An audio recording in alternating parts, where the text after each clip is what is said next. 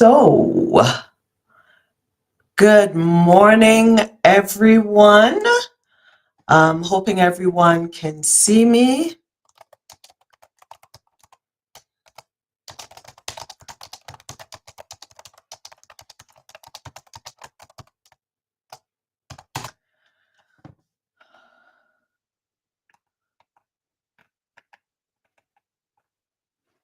Hi, everyone. Hi, everyone. Now, let's see if my feed. Good morning, Shani. Good morning. Could you guys just let me know if you can hear me? And we will be good to go. Good morning. All right. So, I want to welcome everyone to this webinar today. This is on the OET writing course, writing subtest, and we are going to be focusing on this thing called cohesion, which a lot of people struggle with, namely because many people do not understand what it is and how important it is to their writing. So I'm seeing people signing in already. Shani is here. She's in Dubai. Welcome. Chinu and Chinta are also here. Welcome, welcome, welcome. For those of you who may not know me, my name is Alicia, and I am a premium OET preparation provider for many years at with the occupational English test. I'll tell you a little bit more about our platform shortly. And there we go. Okay. So my feed might be a little slow. I'm sitting here in Germany, and this, of course, is spreading out all over the world. But never fear, I have your comments here, and I am watching mostly the OET YouTube channel, but it doesn't mean that you can't sign in, for example, on our Pro Medical English YouTube channel, and we're also streaming at the same time on our Facebook channel. So let's jump right in. Let me just refresh here to make sure everything is going well. So once everyone can hear me, we're going to jump right in. So today we are going to be talking about cohesion and what it is and what it means to your writing. And why it improves your marks. Okay. Because it does. But once again, many people, they don't understand what cohesion is, where it factors into the OET criteria. So that's what we're going to be taking a bit of a look at this morning. Oops, sorry. So moving right along. As I said, I'm Alicia. This is a webinar coming from promedicalenglish.com. We are an official OET preparation provider, and we've been providing OET preparation for the last 8 years.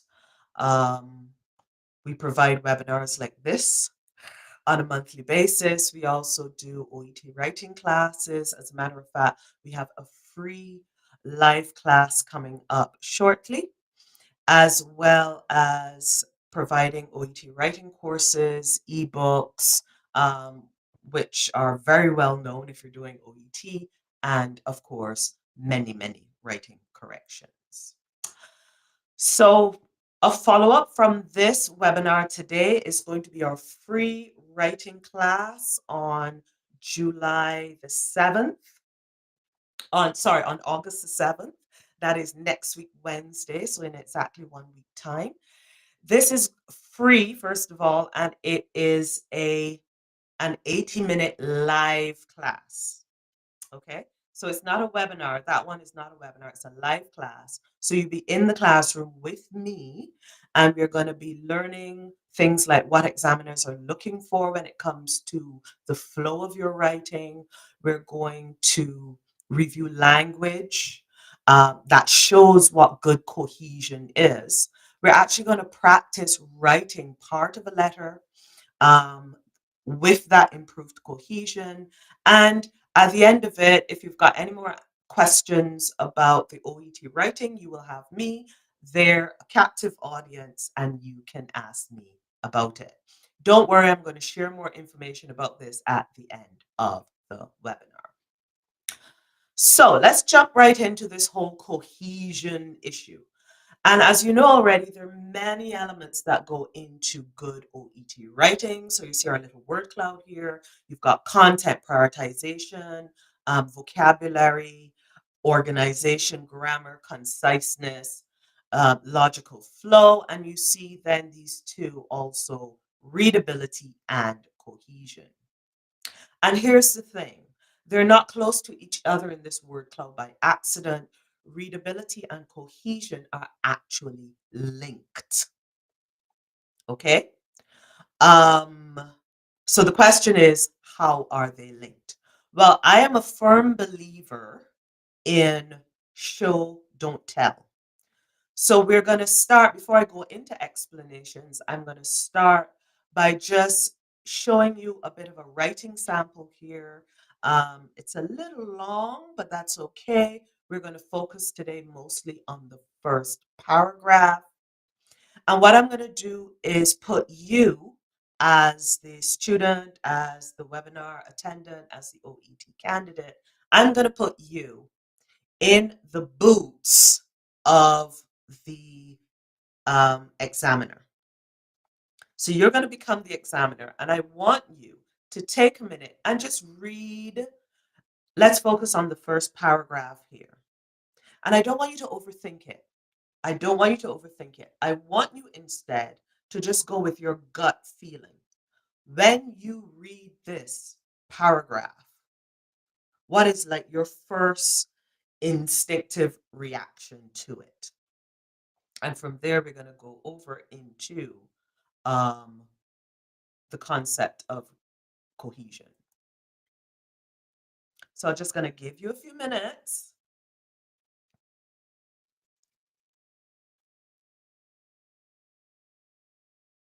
If you're joining us now and you think that there's something wrong with the feed, there's nothing wrong with the feed.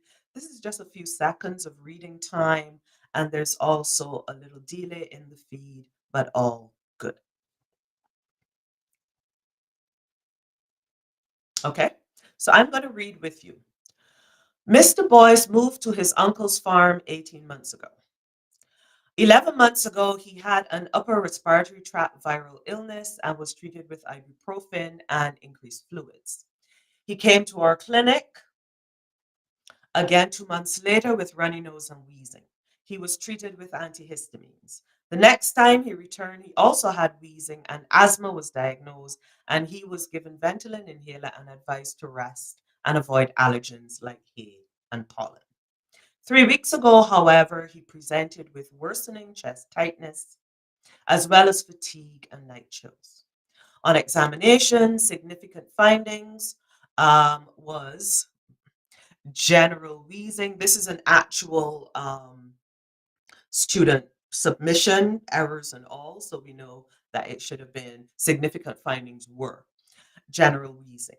He was started on Ventolin and prednisolone for 2 weeks, and lung and blood tests were ordered. Now,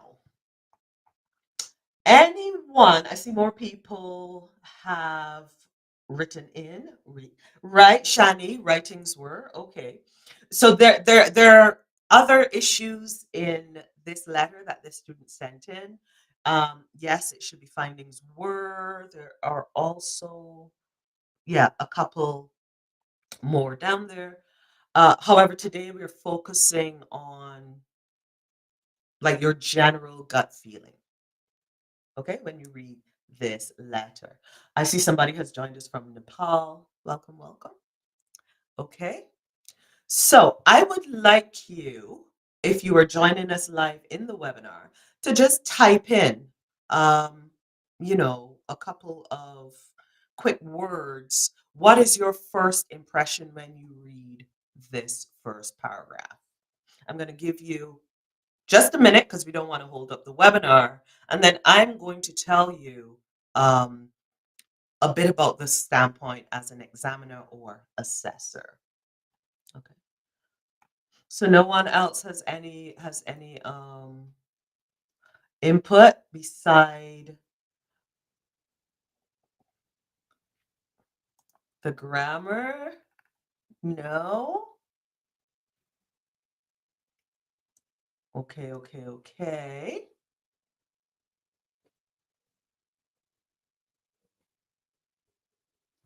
I'm just going to give you one more minute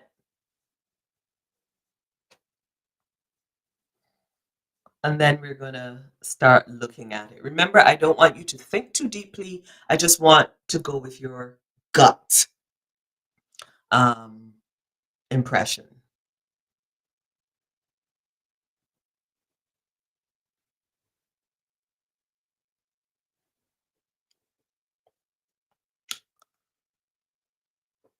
Okay.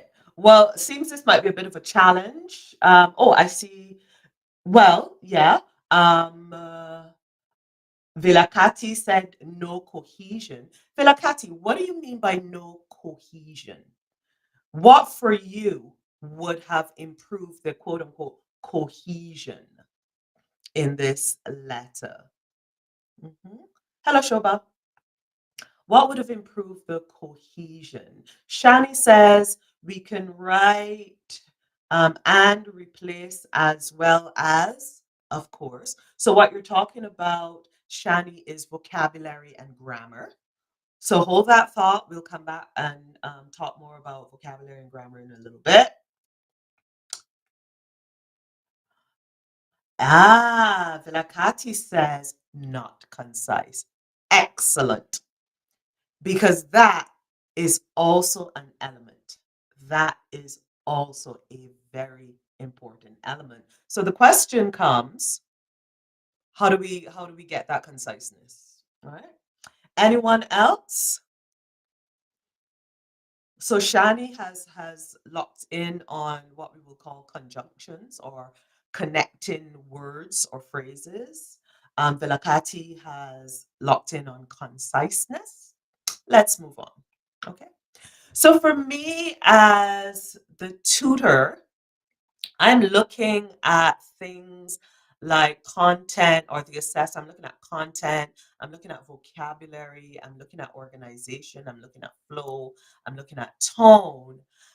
But I'm also looking at that readability and cohesion. Now, I want you to bear in mind these words here, readability and cohesion. Yeah? Just keep that in the back of your mind, readability and cohesion. Because actually, when it comes to content, you guys don't have the case notes, but I can tell you the content here is actually correct. There are no inaccuracies, and technically speaking, they have given the relevant information. Okay? The organization as well needs a little bit of help. Um, because as someone just said, there's no Velakati says there needs to be a bit more conciseness. Okay. Let's look at some of the other criteria, the flow and the tone. Yeah. It's actually, technically speaking, flowing correctly with respect to timeline because you see, they start with 18 months, then they did 11 months, then they talked about 2 months later, which would have been 9 months. Then the next time, we don't know precisely when, but we know it's sometime after the 2 months. Um, than 3 weeks ago and now. So technically, they have correctly organized the information.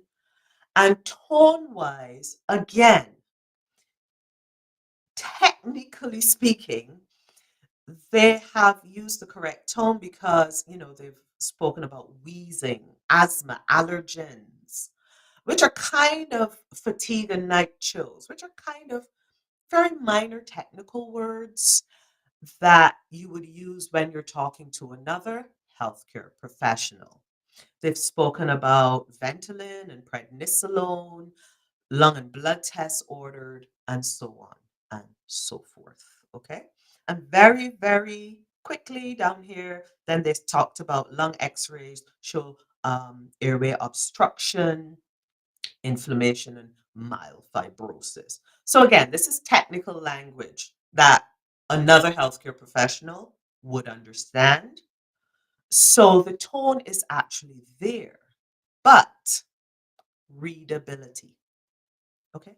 So let's look a bit now at exactly what readability is. Now I know this is about this is about conciseness. This is about cohesion, but let's look first at readability and then go into cohesion. Okay? So, what exactly is readability? Now readability is there's no one hard word where you can say, okay, it has to do with grammar, it has to do with organization, it has to do with content. Rather, if we go directly to the OET official descriptors, there's this one little phrase that I like to zoom in on, and that phrase is strain for the reader. And you, as a reader, know that if you're reading something, there are lots of reasons why they could be you could be strained while reading it. It could be something completely unrelated to what you're reading, but oftentimes it has to do with what you're reading itself. So instead of trying to put a word definition to strain for the reader, I like to put a picture. And this is the picture that I put. And you see my arrow here? My arrow here is pointed to this line right down here. Okay? And what is that line? You know that line. That is the line of concentration. That is the line of focus. That is the line of confusion. So if this is your examiner, okay, strain is indicated by that line there. So if when they are reading your stuff, anytime they get this, bunched up eyebrows and that line forms there, that means that that examiner is experiencing strain while they are reading your work. And what is the source of that strain? Again, it's not one thing. The examiner could be thinking, I need to read that again. I didn't quite get it the first time. And you don't want that. The examiners are busy. They've got literally dozens of letters to read in one day. They don't want or need or appreciate having to read something again and again and again just to figure out what's going on. The other thing that might be straining them is the idea of how does this idea link with the idea that went before? Is it connected? Is it not connected? Is it cause and effect? Is it just one thing came after the other? So it's not just about time, but what is that link? Okay. And the other thing they could be thinking is this punctuation or grammar or organization is distracting me. Okay. I want to engage with what's being said, but every other word there's a spelling error or the grammar is wrong or whatever. So this line of confusion, and I call it my C line. Okay. I've done so many of these assessments. I call it my C line. What do I mean like that? It's a straight line. But if at any time that line forms on my forehead and it sticks there, you're at a C, and now I'm climbing you up to a C plus or a B, or in some cases going down. But all right, It can appear once because I'm human and I might be distracted by something else. But that is a C line if it forms and it stays there. Okay. So, what is readability? It is those smooth connections, and somebody said connectors, without distractions. Without distractions. And it is that smooth connection without distractions, whatever those distractions may be, that form and define cohesion. So your distractors could be grammar, it could be punctuation, it could be connectors, it could be a lack of conciseness, whatever. Okay? But once the examiner starts reading your letter, they just want to flow through and they don't want their brain to stutter. They don't want the C line to form. They just want to be going through. Okay? So, cohesion, when you now, as the student, are writing your letter, what do you have to keep in mind for cohesion? First of all, how your ideas are organized. Okay. Now, in the letter we saw before, the sample that I grabbed out of my notes, um, we saw that technically speaking, the ideas were organized very correctly with respect to time. However, as someone mentioned, there's no conciseness. Let's go back up again. Okay. Oops, here we go. There's no conciseness. Mr. Boyce moved to his uncle's farm 18 months ago. 11 months ago, he had respiratory tract illness. He came again 2 months later. He was treated with so and so. The next time he returned. And all of these are upper respiratory tract issues. So this person lacks the ability to summarize and be concise. Okay. Um, 3 weeks ago, however, he presented with worsening chest pain as well as blah, blah, blah on examination. Significant findings were general wheezing. He was started on Ventolin and prednisolone and were ordered. Now, I personally have a problem with lung and blood tests were ordered. Why? Because in the next paragraph, it mentions what the results were. And I always tell my students, if you're going to put in results, there's no need to say that the tests were done. It's obvious they were done. Okay. And for me, that's a conciseness thing. Don't give me extra words to read that really add nothing to my knowledge of this patient's background. Um, he missed his 2-week appointment and ran out of medication. Today he reports. Bottom line, since this is all one system, all one set of symptoms, it could have been summarized much more concisely. Okay? And he missed his 2-week appointment and ran out of medication a week ago. So we've got this kind of going back and forth. We're talking about today, and now we're going back a week ago. So we've also got a timeline thing. So one small little issue with organization. And then short sentence, full stop. Short sentence, full stop. Short sentence, full stop. Short sentence, full stop. Mentally, for the examiner, this is a lot of reading and stopping, reading and stopping, reading and stopping. When instead, they could have used connectors much more efficiently and effectively to kind of link those ideas in the summary that they've done of this whole picture.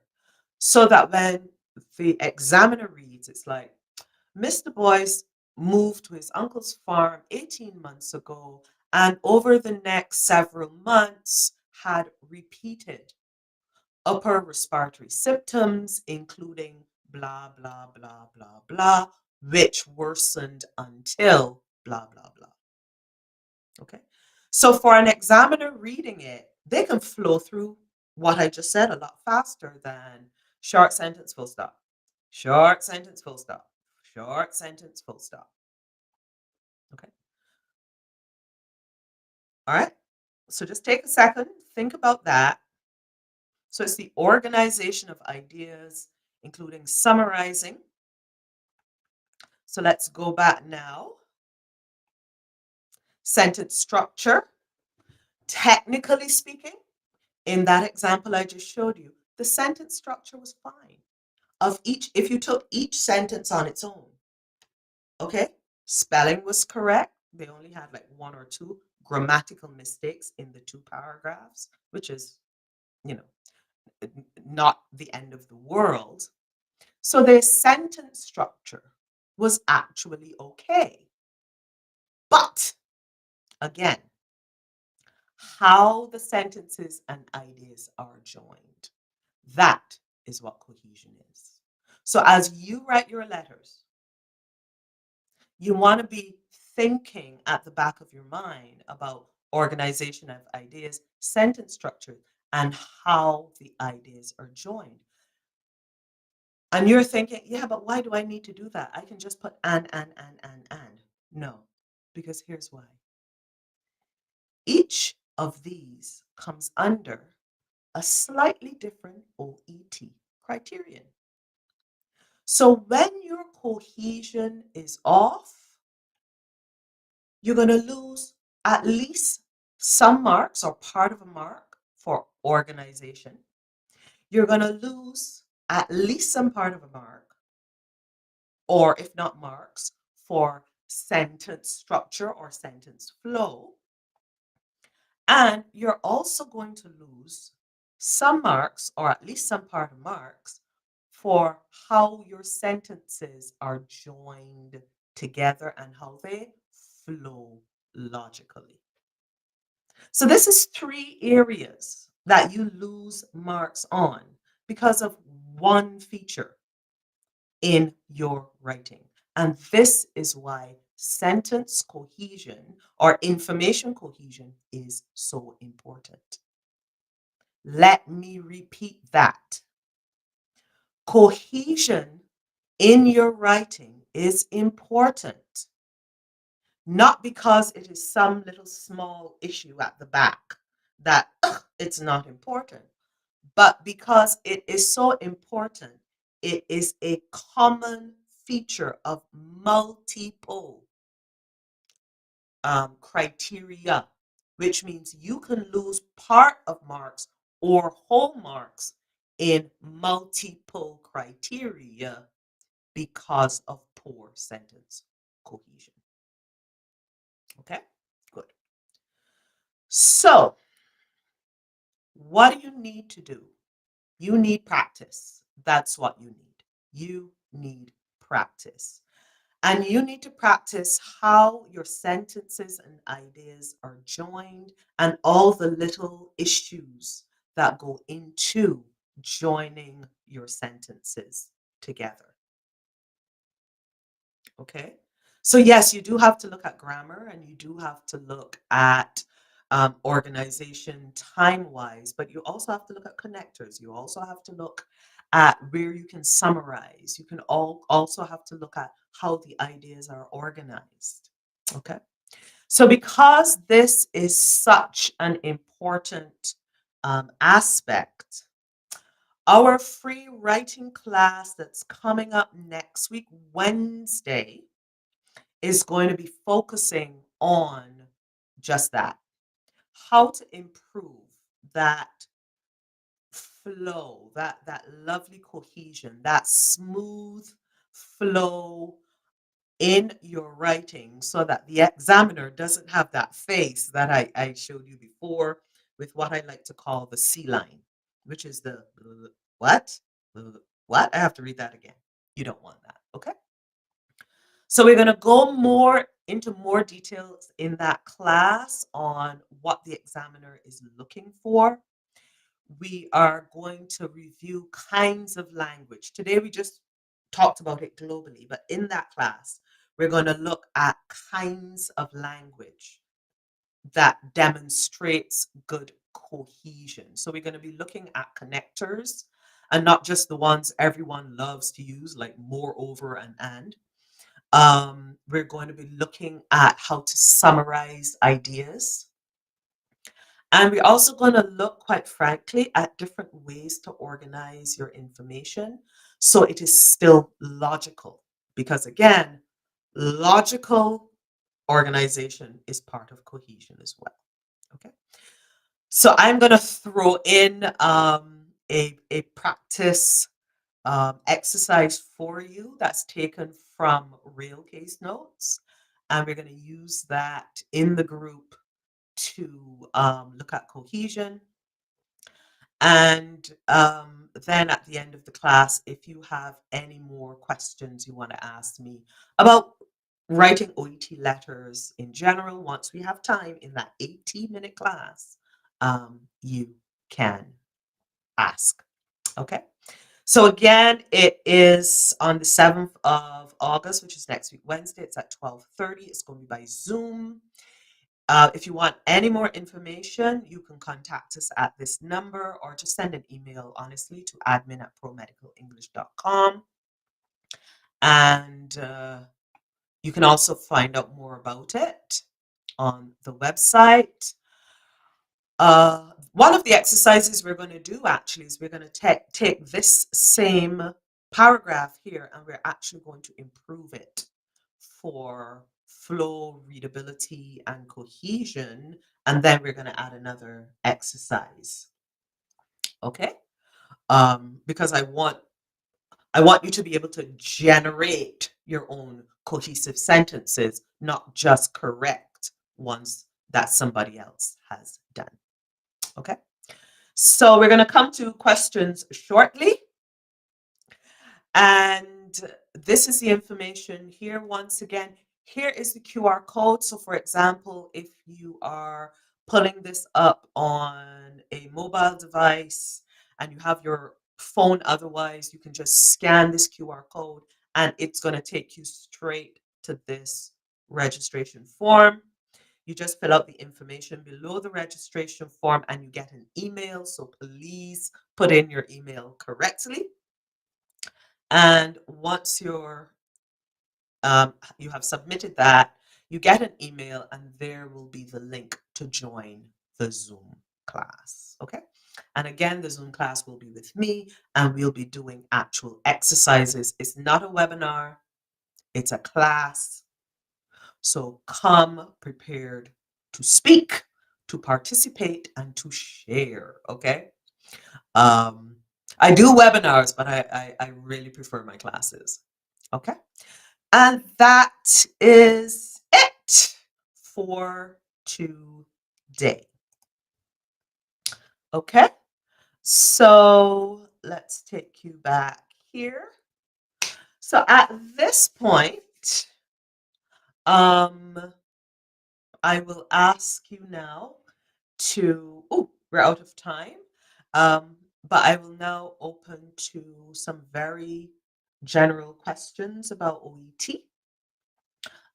You can, of course, ask about any subtest. However, I will prioritize the ones that have to do with OET writing, especially to do with cohesion. So Amir, oh, more people were typing in. Okay. So Amir was saying, please also share a list of acceptable cohesive devices. Now, Amir, that's actually an interesting request, a list of cohesive devices. A list is great, Amir, but how do you use them? Where do you use them? When do you use them? Okay. And remember that cohesion is not just about conjunctions or connectors, as they're commonly called, the and the as well as, and the, okay? It's about summary, it's about flow. And this is a skill that as an OET candidate, well, OET candidates have to develop, and they only develop it through practice. So a list is nice. Um, but how you use it. It's like having a beautiful car in your garage, but you can't drive it. You don't even know how to turn it on. As a matter of fact, you don't even have the key. What's the point of the beautiful car? Okay. So, what you can do, Amir, is join us in our class, our live class next week, Wednesday. And then we do the actual exercise. Ziz, there are two I have. When we do the actual exercises, then you'll have more insight. What I will say is this: social media is a hive of information, and sometimes, unfortunately, it is also misinformation and misdirecting. So, for example, I have seen exchanges when people say, "You're not supposed to use moreover, you're not supposed to use hence, you're not supposed," and these absolutes. No, no, no, no, no, no, no, no. Here's why. Okay. What the examiner is looking for is flexibility in your language. Okay? So if you use and, but, moreover, hence, and you're using one thing over and over and over again, what the examiner sees is rote language. That means you're just using the language by rote. What the examiner understands is that this person actually is not that comfortable with the language, and they're using a formula to write their letter. Examiners have been doing this for a long time. Okay? They recognize formulaic writing when they see it, and they mark formulaic writing accordingly. Okay? So it is not about a specific word being used. It is about how and how often you use that word. So if there's one thing that I'm going to ask um, people participating or watching this webinar to do is this. Please be very careful where you get your information. Let me repeat. Please be very careful where you get your information. Please defer to reputable premium preparation providers and OET trained providers, preliminary and premium preparation providers. Okay? Please. So, let's see what other questions we have here. How to identify. So we've got a couple of general questions. So I'll take time for like 2, 3 questions, and then that'll be it for this webinar. How to identify the writing task, update, referral, or transfer. Actually, that is a lovely question.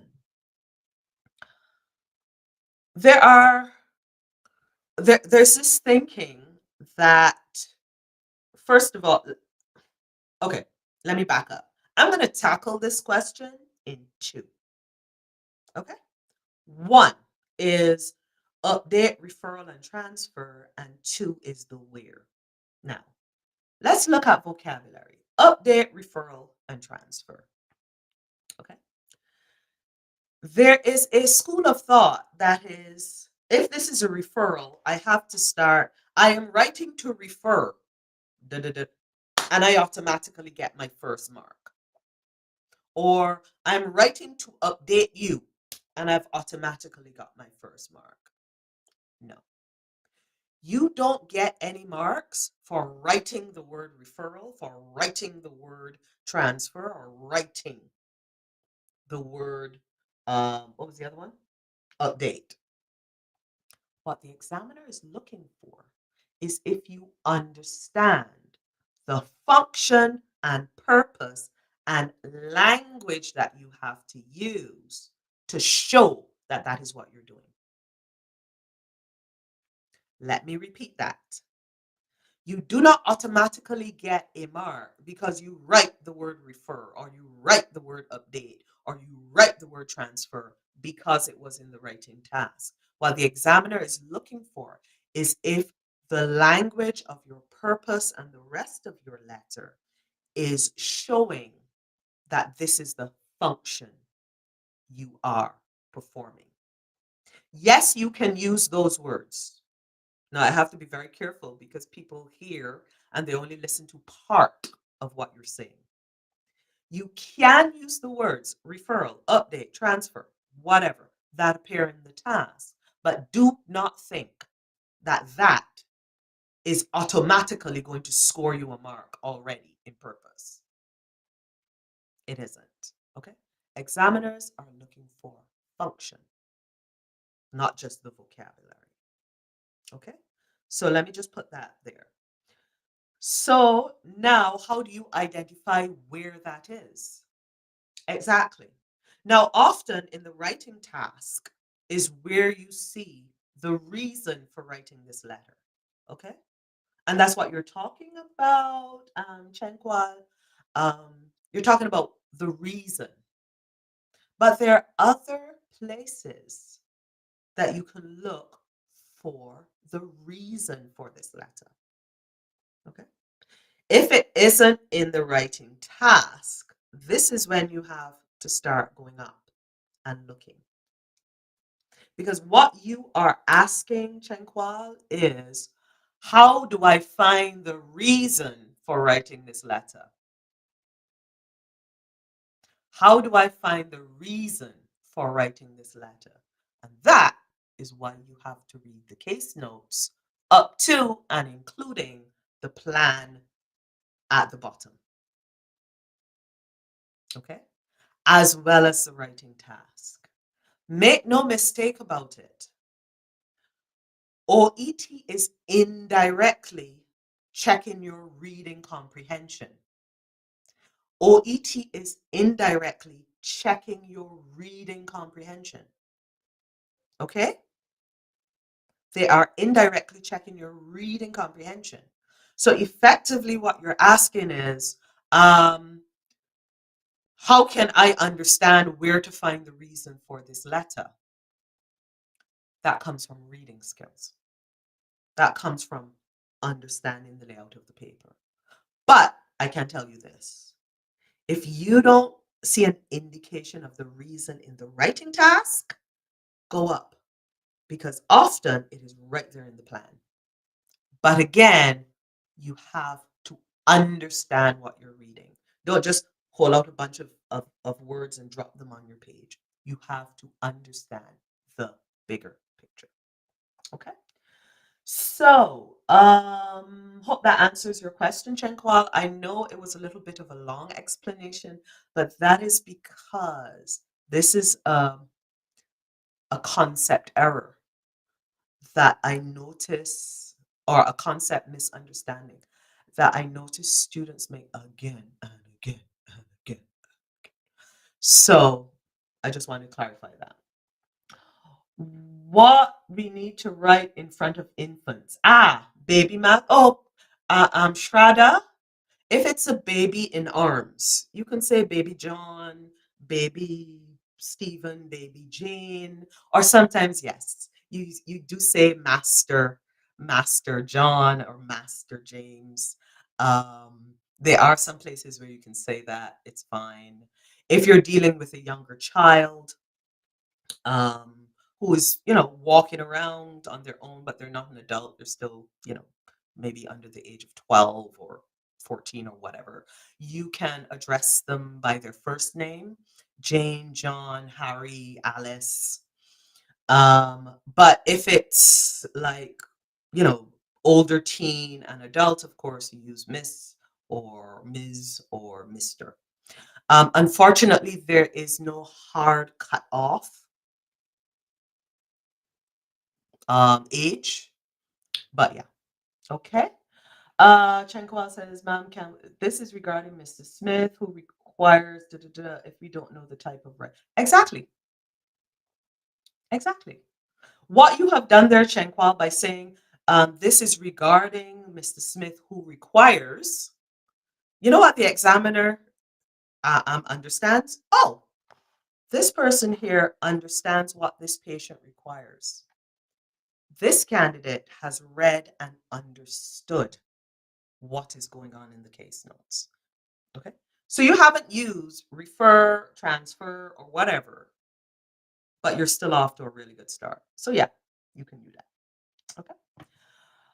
Okay, so that is it for today. Again, I encourage you to join the writing class that we have next week, Wednesday, at which point in time you actually get to talk about hard and fast language, practice, and get feedback and share like in a real 80-minute class.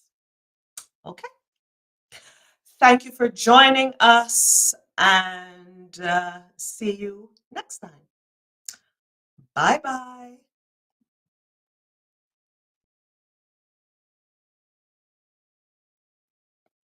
Oh, sorry. Before I signed off, I was just about to sign off, and someone said to share the link to the upcoming class.